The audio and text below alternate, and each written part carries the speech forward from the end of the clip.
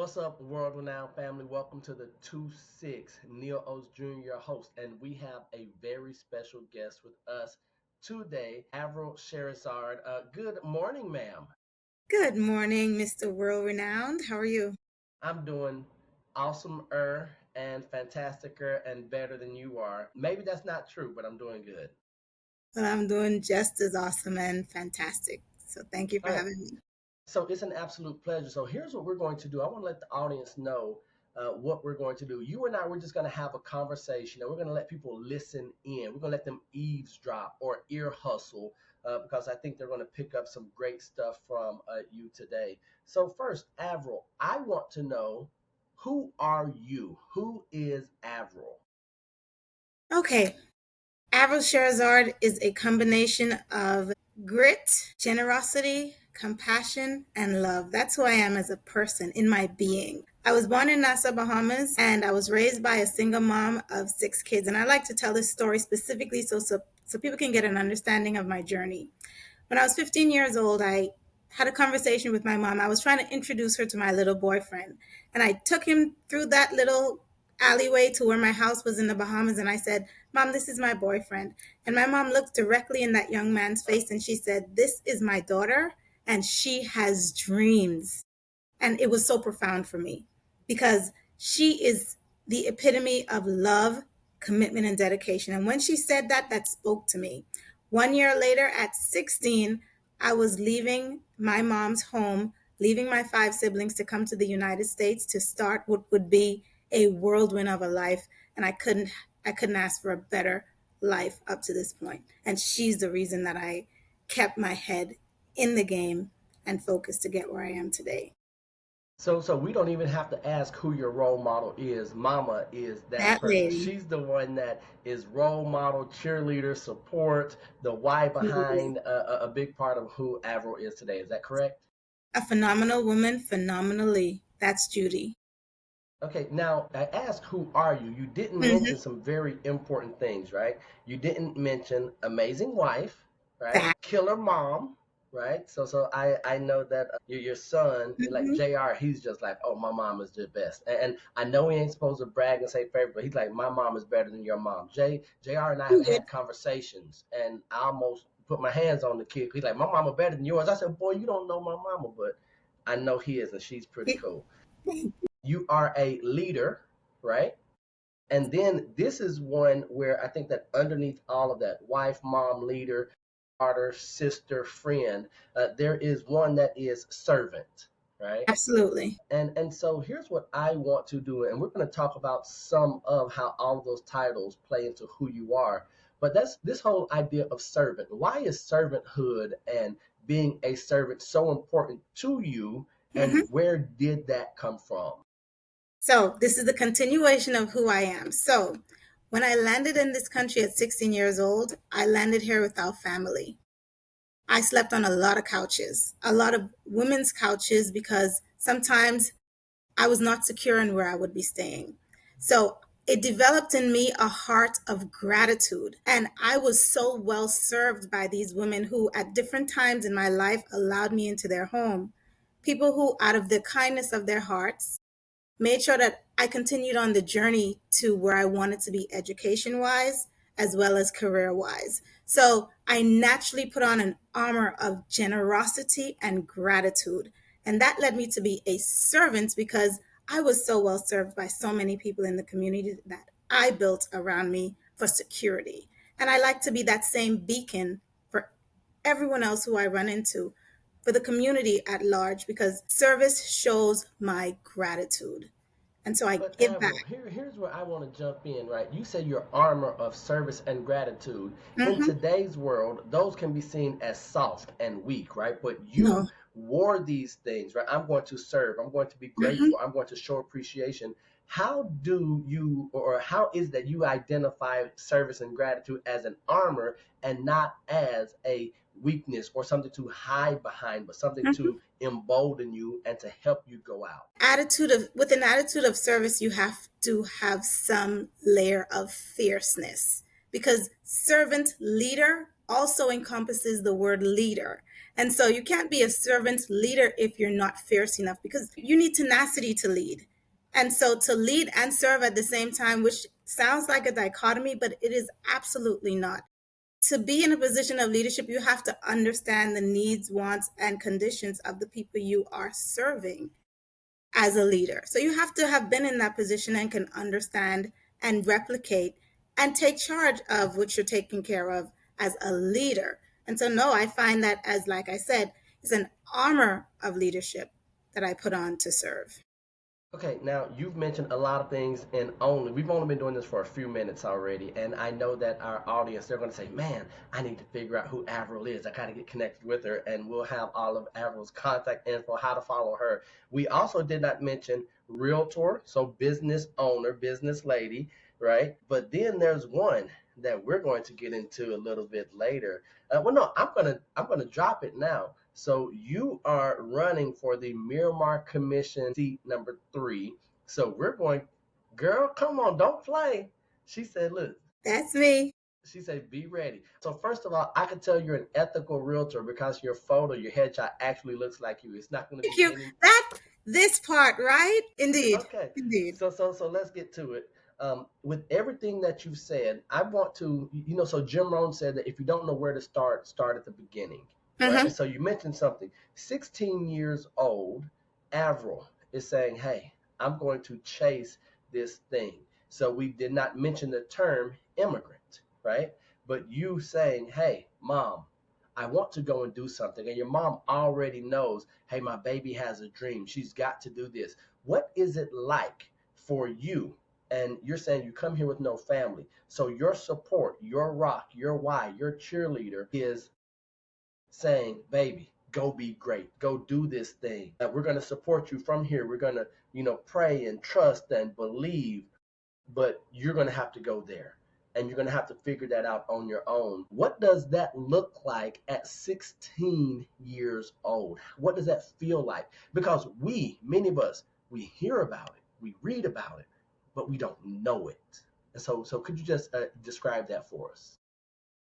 So a strong woman raised this strong woman, and it was in a community of other strong women. That did not mean that I didn't have to be brave. I had to be extremely brave, and I was not unafraid. It was a very scary time for me. I cried the first day that I learned I'd be leaving home at 16 years old.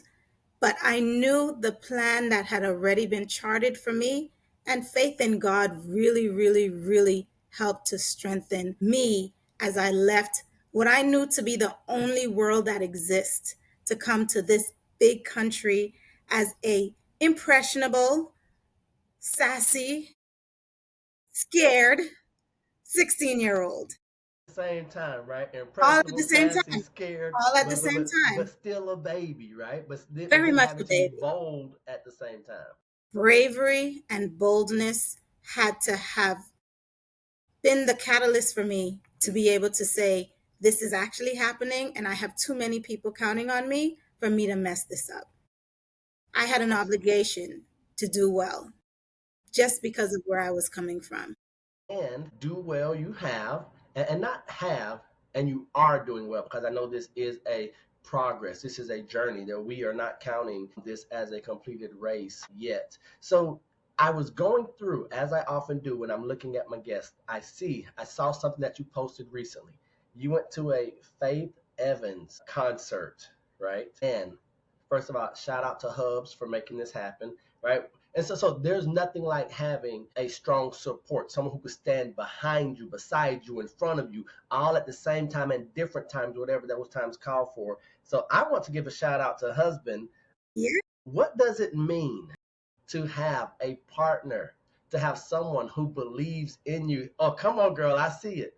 What does it mean to have someone that will be by your side, that will encourage you when you don't have the strength or the courage or the belief in yourself? Someone who's going to help you when everyone else outside of your walls tells you it's impossible, it can't be done, it shouldn't be done, you're dumb for doing it, for thinking it. And then they're like, why not? What's the worst that could happen? It's still gonna be me. It's still gonna be me and you at the end of the day, right? How does that feel?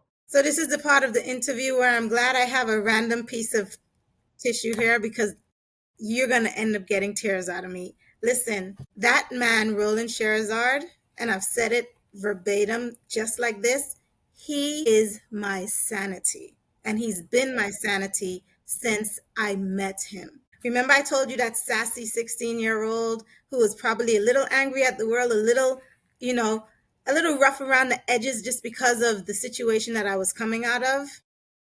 That man found me at a time when I was not this well put together, well polished, confident person. He met me broken, and his glue mended me. His validation that you are an extremely phenomenal woman. Believe in yourself and you can do anything. And I am there to support you in anything that's positive for you. Quick story about this. I pondered for about 5 days before I had to file to run for this seat. And we'll talk about that seat. And that young man, he said to me, you do this because this is for you. Your whole life's journey has brought you here. And let me tell you one thing, you will either win or learn. You will not lose because you are one who never loses. Always have your back. What more to do but file? Go fill out that paperwork and go run because I have a huge support system right in my home. And I couldn't That's thank very God wonderful. anymore for him. Couldn't thank God anymore for him. Okay, Avril, now I know you, I love you. You keep saying this word God, right? And I know that in today's age, it's a catchphrase, it's a title that we can put out there, and it is something safe or risque, depending on what you say. But there are three words that permeate you, right? God, family, business. God, family, business. And in that order, God first, family, but you're going to take care of your business when it comes time for that, whether it's real estate, if it's going to be sitting in a commission seat. So why is that order of God, family, business so important to you and to what you're continuing to build? So I'm a church girl. You find me crying on any given Sunday in church because, listen, it's in my blood. I am nowhere without God.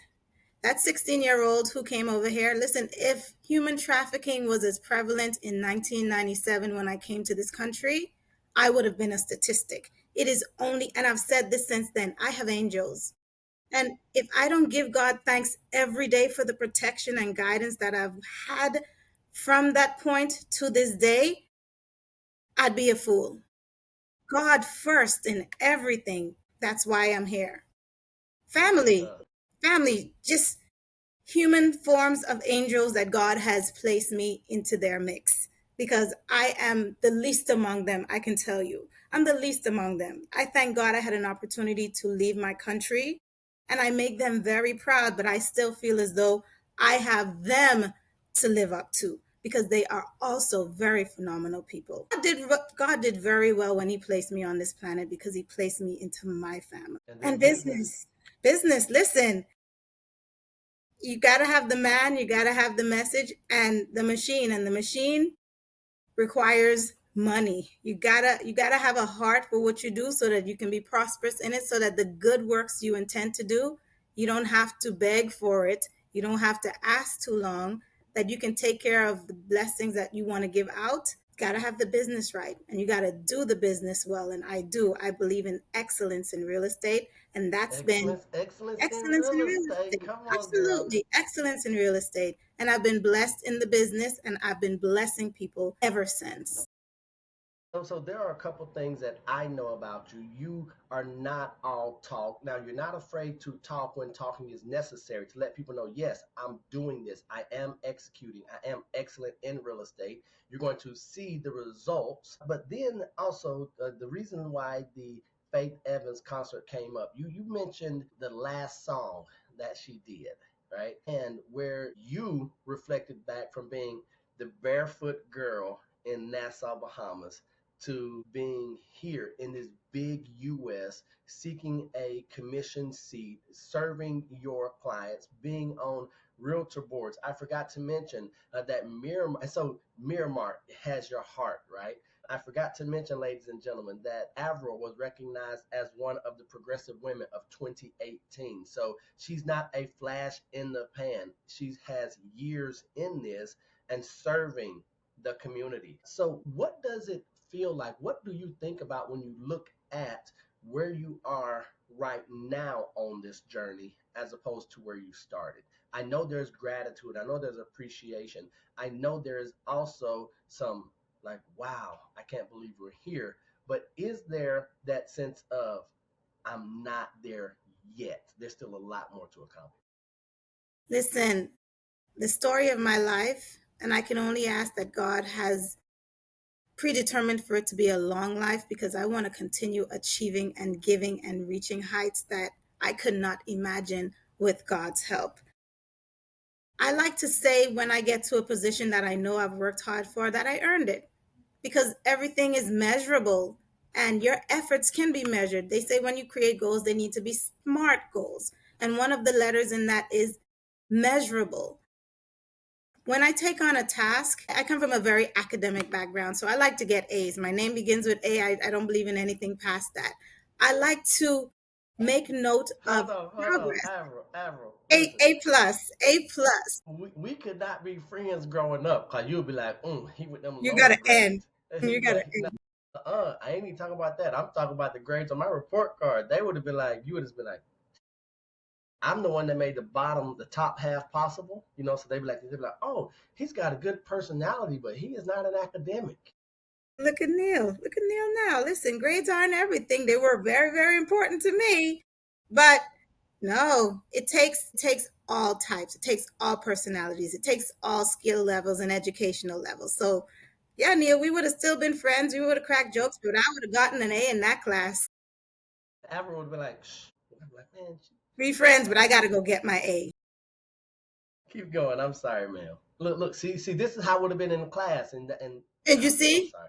I need to get some back of the glasses. That's class, what I'm missing. I back need of the some class. glasses. Yes, I Glasses do. help. Glasses. Glasses help. Glasses do help. Without these, I don't look like the scholar I am. So I'd rather have perfect vision, though. I really would.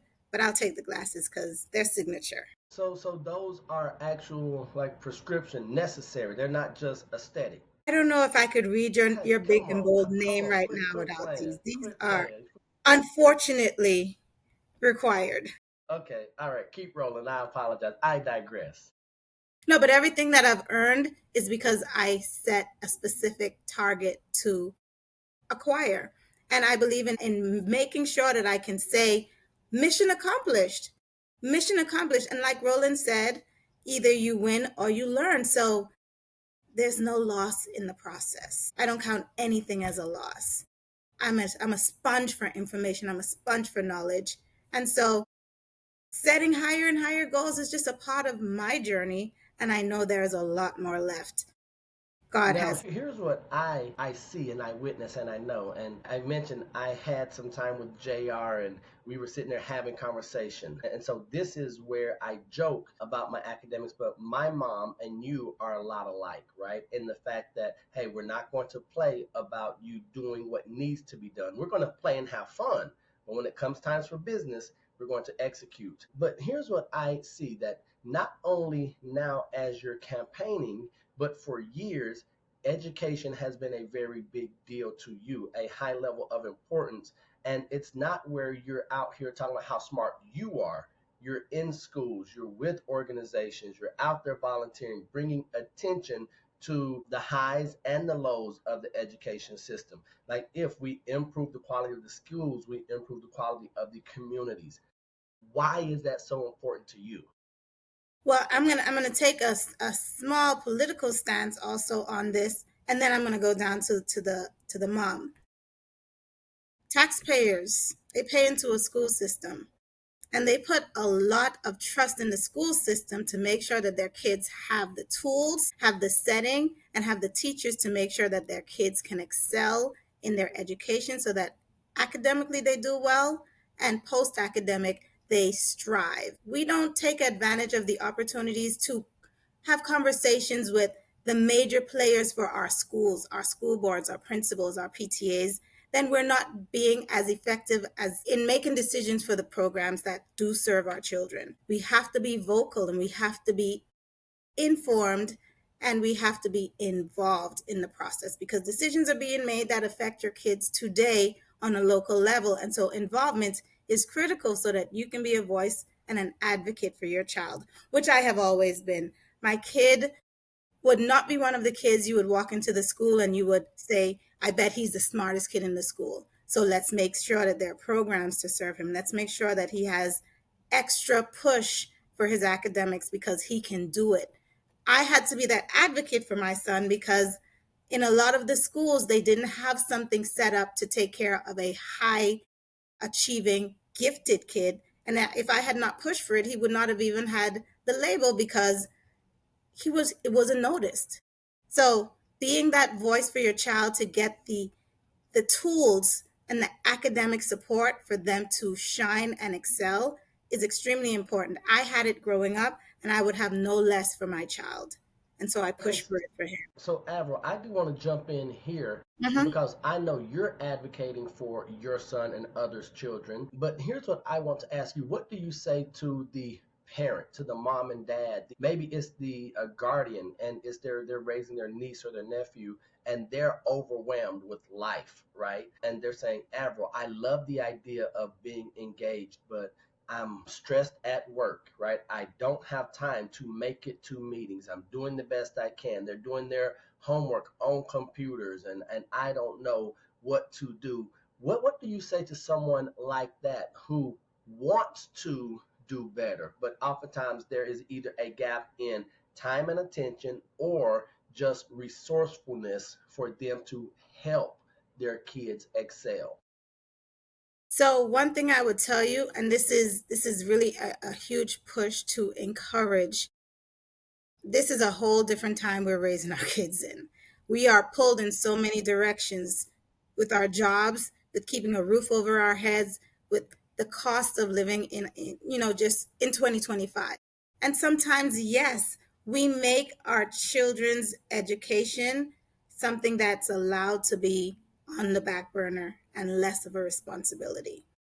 I would encourage anyone who is in that position where they're feeling a little bit overwhelmed with what life's challenges bring. One thing to start with is a conversation with your child. Because as much as we're talking about who else to reach out to your child. Have the conversation with them about what you've been seeing, what you expect of them, and what they think should happen.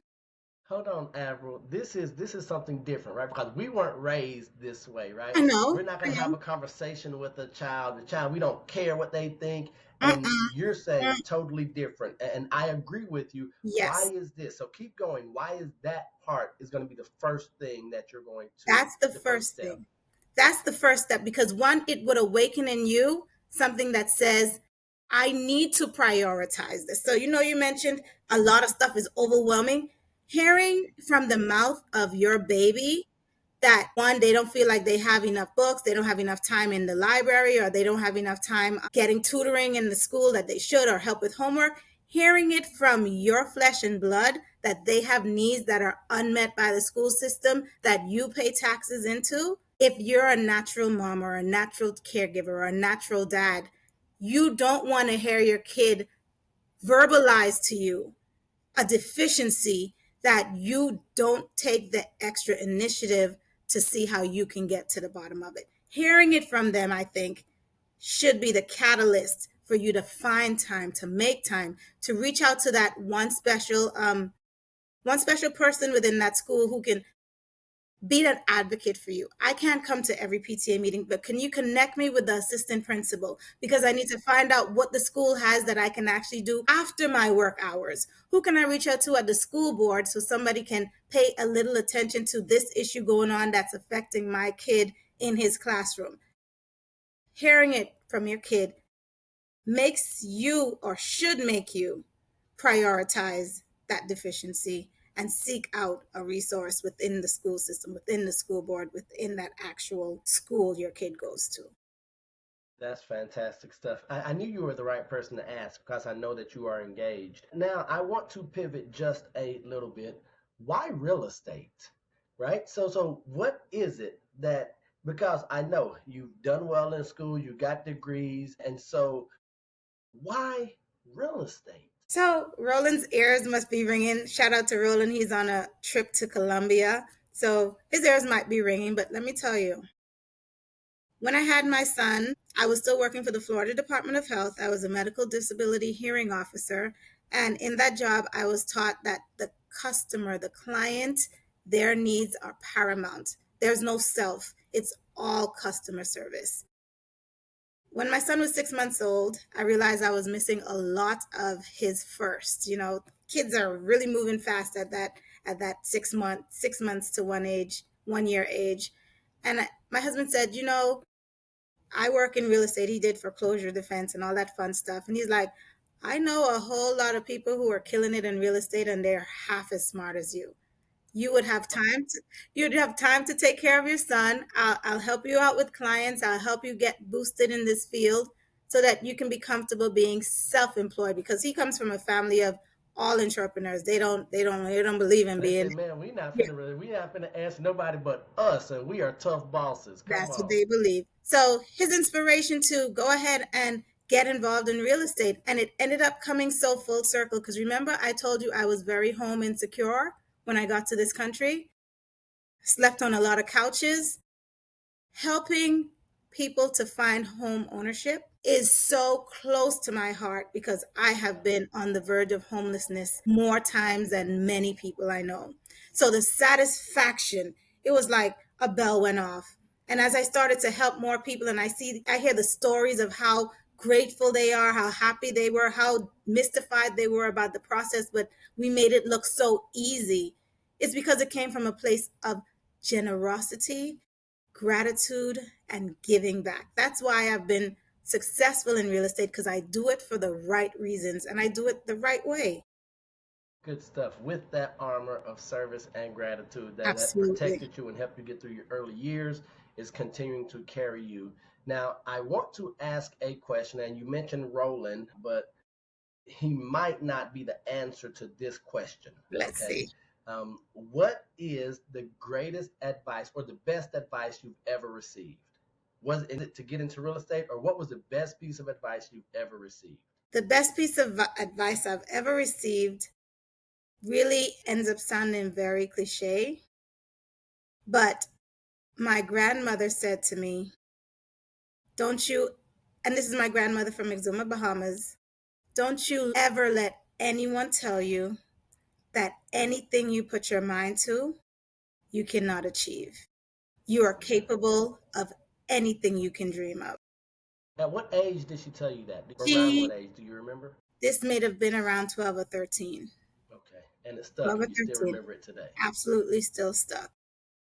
I love it. So, Roland, I'm sorry, you might be a second Yeah, or distant you got third. one So, up on but that one. okay, so let me ask you this. So far in your life, Hmm. what has been your greatest accomplishment? My son. My son is my greatest accomplishment. And on this campaign trail, I've been watching his face. There's nothing like the look of pride in your child's eye when they look at you. I have never seen JR beam the way he beamed. And I wish I could and I do have video of it. I have video of my kid looking up at me as though I was the Queen of England, as though Come he on. revered me. Like the pride in his face was like, Mommy, this is you, and I am so proud of you. And let me tell you, periodically, and now I'm going to end up grabbing for this tissue because, again, he regularly throughout the day when we're home, he says, Mommy, you did so well up there. You're doing so well. I'm so proud of you. And this is random conversation. Like he reverberates in his head what he's seeing me do, what he's being a part of, what he's witnessing. And the little boy is extremely proud of me. And I couldn't be happier because if not for the generation that I'm responsible for raising, then what? Yeah. And so I saw one of your posts. You talking about the greatest campaign endorsement that you have, right? Yes. Come on, talk Yes. about that. And that's where you're sitting here like you've had the NAR president for 2025. You have all these other people supporting you and saying, "We believe in Avril," and then you have your son sitting there looking like, "Come on now." That's my mom. So once again, you can't lose. You No, cannot lose. there's no lose. So in that same vein, you talk about how he's replaying things in his head during the process. Have you thought about what this means for him as he goes forward when he's 16, when he's 20, when he's 30, when he goes back and says, I know that anything I put my mind to, I can do it because I saw mom and dad. I saw them execute this thing. I saw them create, and he got to be a part of it. He does get to be a part of him. This kid, he has phenomenal parents. Let me not shy away from the fact he has phenomenal parents and he's being raised to be an excellent kid. In his school setting, even now, even before I decided to run, his friends are, that's Roland's mom, because I'm present. I'm present so that they know he is cared for, he is loved, and don't treat my child any less than you see me Come treating on, him. No, let's I'm go. the physical advocate for him, not just on paper. I'm the physical advocate. He is well loved, so please respect him and take care of him. His friends, his school, they all know. But being really good examples for him of greatness, I think has been my greatest accomplishment and my continuing mission so that he knows, don't you ever sell yourself short, my kid. Don't you ever, because greatness lives in you and we will show you exactly how we've decided greatness should look for us. You chart your own course because you're capable of anything little. So getting back in the vein of God family business, I'm a believer that when you see someone that's in the spotlight, when you see someone that is getting recognition, if you really want to know the caliber of their character, just see how the people that love them and that are closest to them treat them and talk to them on a daily basis.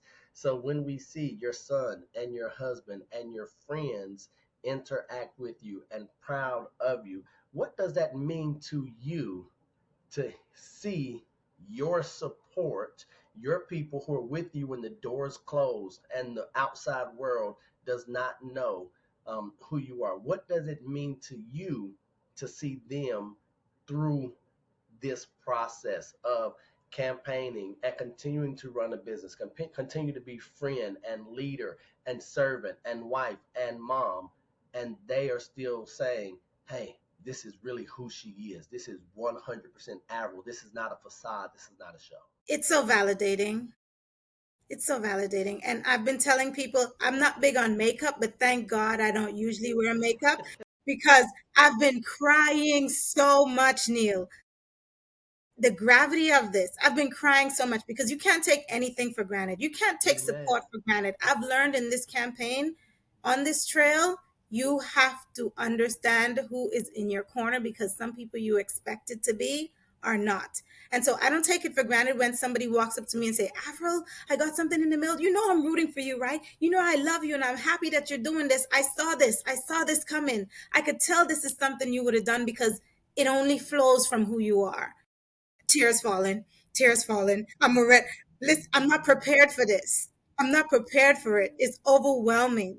It is because That's I don't take awesome. anything for granted. So I'm gonna make sure that as a gift, I'm gonna get you non-waterproof mascara just for giggles, just for giggles, because I want to see that thing coming all the way down there, and they'll be No, like, well, what's wrong with Avril? Be like, man, Neil really did, and she put it on too. All right, wear it so after March 12th. okay, come on. So March 12th, that is the day that we're going to be celebrating. A Now, here's what I celebration. want to know. So I know we talk about a lot of the highlights. Mhm. What is the greatest lesson that you've learned from a low point, a defeat, a challenge, a setback, not a loss, but a setback? What is a lesson that you've learned during a setback? You don't have to tell us what the setback was, Okay. but just what's something that you learned from maybe the toughly. Apart from if you really, really, really get an understanding of self, an appreciation of who you are, situations don't dictate or change the person you are. You have to be the person in the situation and just find your way through and stay true to who you are.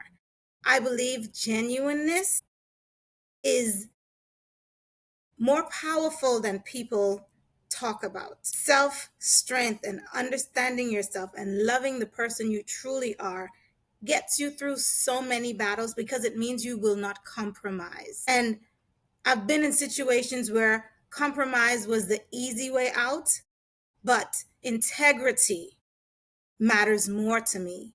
And it helped to sail me through situations in the past, is being full of integrity. Good stuff. All right. I want to take you down one more trip into the past. Okay. Avril, today, you have a chance to speak to, I'm going to say, 13-year-old Avril. What do you tell her? 13-year-old Avril. I remember what grade I was in. Okay, Avril, your mom is doing her best with whatever resources she has right now. Hold on. Stop right there. That's a hard one. That's a hard one. Because we sit here and we look and we're like, man, I can't. Hold on. I'm glad I got my random tissue right here, too. Listen, this is why we Girl, have quit playing. this is why we have Because we sit here and we look back and we're like, you ain't doing right. And they're doing, okay, come on, keep going. Y'all ignore me, people. Avril, it's your show. Talk to yourself. your mom is doing the best she can with whatever limited resources she has. Don't hate your dad. You have a great future ahead of you. Stay focused on your education. Your dreams will come true. Never mind the current situation. You are destined for greatness. Don't worry about those kids who tease you about not having new uniform. Don't you worry about not having lunch money. You're going to be in a position where you will help to feed and clothe other kids, and you're going to have a beautiful son, a beautiful husband, a beautiful career, and live in a magnificent city. Don't lose hope. Don't lose track. You are amazing. Always remember that. See, listen, I had another question. I don't know if I should ask the next question. And I know I said this is going to be unedited, so now y'all got to see Neil around here patting his eyes. And Avril did. Okay, girl, I about to say you better wipe No, your eyes. no, Come on. no, I thought you were going to no. leave me out here Don't worry. solo. I tell you, this is happening See, all the look. time. Yeah. Nah, good stuff. And so here is the final question that I want to ask before we do our little lightning round of rapid fire questions. When you're no longer here, when your time has expired on this earth, what do you want people to say about Avril? Avril had the biggest heart, and she was the biggest defender. She believed in herself and she believed in people. Avril would never turn her back on anyone because they had less than. And Avril came from a place of generosity and gratitude. And that's the legacy that she left with us. She loved people. You might be my new favorite person in the whole world, and I had some good ones. Well, you But one of mine, Neil. You know that. lady, boy, you just moved yourself right up to the top of the list of not only my favorite people, but I know the audience. They're sitting here, and I will tell you, my mom, she watches all of these. And Aww. so women have a special place in my mom's, immigrants and then minorities, right? And so my mom gonna be like, Junior, I got a new favorite child. I say, Mama, I still gotta be your favorite. No, don't be waving at it, Hey, because I now gotta my hear mama, Mama. she like, hey mama, no, nope, nope. So now everyone sees. I can honestly see why your son said that his mom was better than my mom. So that's okay. All right, so now it's time to have some fun. Are you ready? Hey, let's go. All right. Favorite color, Blue, favorite food, seafood, anything. favorite number, 8. Superman or Batman, Superman, Mickey Mouse or Bugs Bunny, Bugs Bunny, a nickname. Now, this one, I tell you, you don't have to answer this one. A nickname that only your family calls you. Chili, Okay. One talent that you don't have that you wish you did. acting. Is it acting? Yeah, Are you disappointed? yeah. I like I didn't commercials. mean, I didn't mean to make you sad. That's I'm good. no, because you said acting. I know. But see, you're so genuine. You couldn't fake it if you wanted to. See, like nah, I'm horrible at that. Okay, one thing you can't live without. Love. Come on, That's why you moving up to everybody's favorite. People supposed to say iPhone. They supposed to say a Hmm. certain. Come on. Okay. Favorite movie. It was Courage Under Fire for a long time. Sounds like it was. Has it been dethroned? Yeah, I think it's dethroned. I like Black Panther, the original. Oh, okay. Why? Why? Positive messages, resilience, overcoming, and So Black much stuff. excellence. So much stuff we Black need to see, right? excellence. Yes. So much symbolism, all that stuff, and it's not just about a superhero. And so the whole idea of representation, and for me to look and see something that looks like me, Hmm. means the world. Yep. Man, favorite book. The Michelle Obama book. Come on, girl. Becoming All Michelle right. Obama. Why am I not surprised? Here's what I do want to say. It has been an absolute treat Same. having a conversation with you. I will say I have done hundreds of these. This is the first time I have ever cried on camera. Yeah. The last time that I cried, I was in I think seventh or eighth grade, and I was getting politely clapped off stage because I forgot my speech. You know how when you start crying, Was they're it like, polite? they were like, get him off the stage. This is horrible. I actually talk about it in my book, The Affluent Negroes, right? So here's what I want to say. Thank you. And I'm not talking about for the time here. I'm talking about for your time on this planet, because what you're doing, what you have done, the example that you've set, and the model of excellence and leadership and authenticity, it is to be commended. So thank you for that, ma'am. You ain't gonna say nothing. You just gonna look at me? Are we good? We are good. We're back live. We're good. Okay, all right. Give me that authenticity. Here's what I do. So I will cut that part then. All right. So here we go. So Avril, I want to say thank you for being here. Who you are is an example for all of us to follow. It is a high bar of excellence that you have set. And so we're going to do our best to clear that bar, to not only make you, to make mama proud, to make everyone in the Bahamas proud, to believe what grandma said, but also to do right by ourselves as men and women, as leaders. Is there anything you want to leave with the audience today before we get out of here? Okay. I just wanted to share with the audience that I completely stand in front of you, a bare reflection of the woman I am. I don't put on any airs. I'm nothing more than a humble servant. And all I ever want to do is give back to the community that has taken such good care of me since I was 16 years old.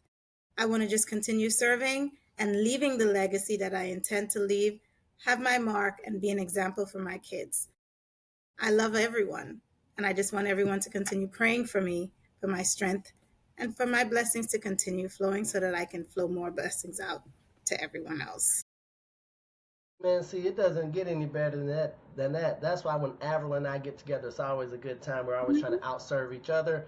And it can be nauseating to those around us. Like, man, I can't stand those two. You're not supposed to. You ain't like us, okay? Right. So here's what I want to say. Here's what Avril and I both want to share with you. We don't know what it is you're going through. We know that everyone has stuff. We want to remind you that we love you. God loves you. And there's nothing you can do about it. And until the next time we see you or you see us, don't be average, be world renowned. Peace. Take care. Thank you, Neil. Thank you so My much. pleasure.